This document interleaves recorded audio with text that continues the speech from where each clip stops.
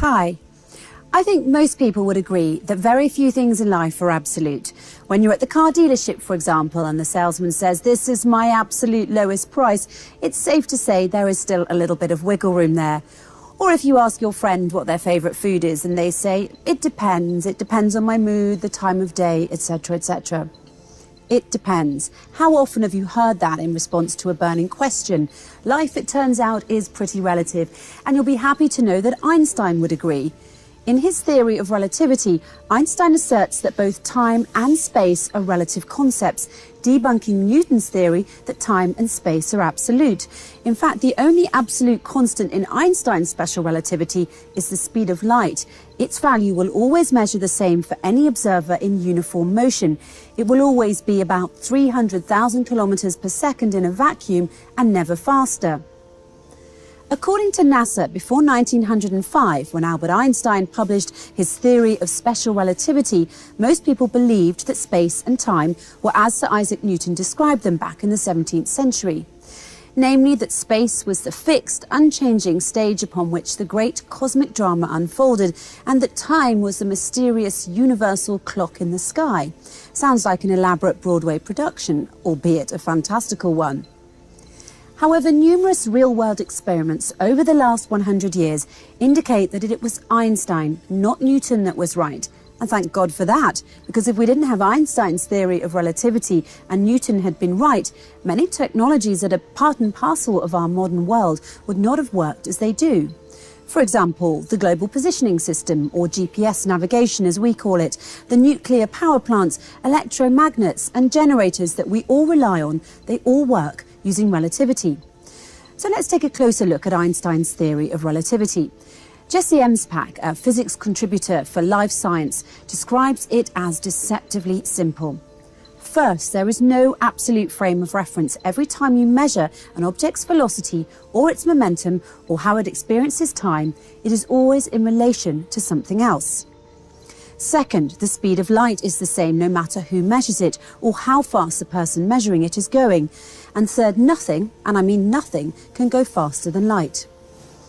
The implications of Einstein's famous theory are profound. If the speed of light is always the same, it means that an astronaut going very fast relative to the Earth will measure the seconds ticking by slower than an earthbound observer will.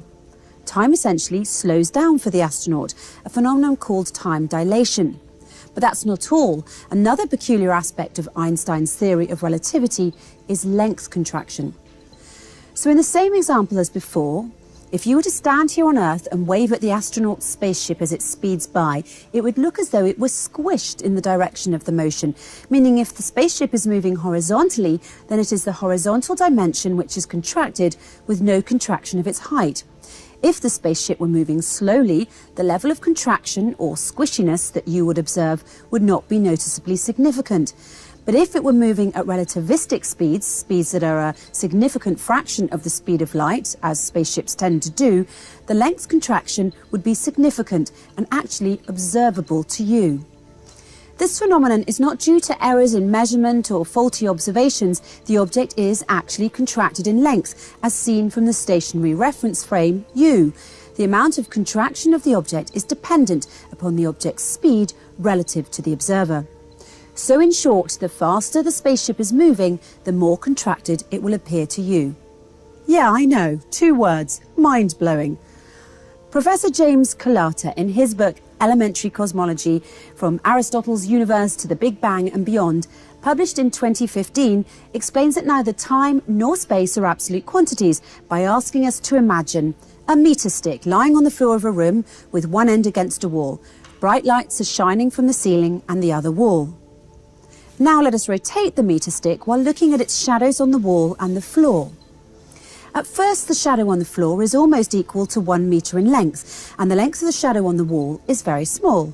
As we rotate the stick toward the vertical, the shadow on the floor becomes shorter and that on the wall becomes longer. When the stick is vertical, the shadow on the wall is 1 meter in length.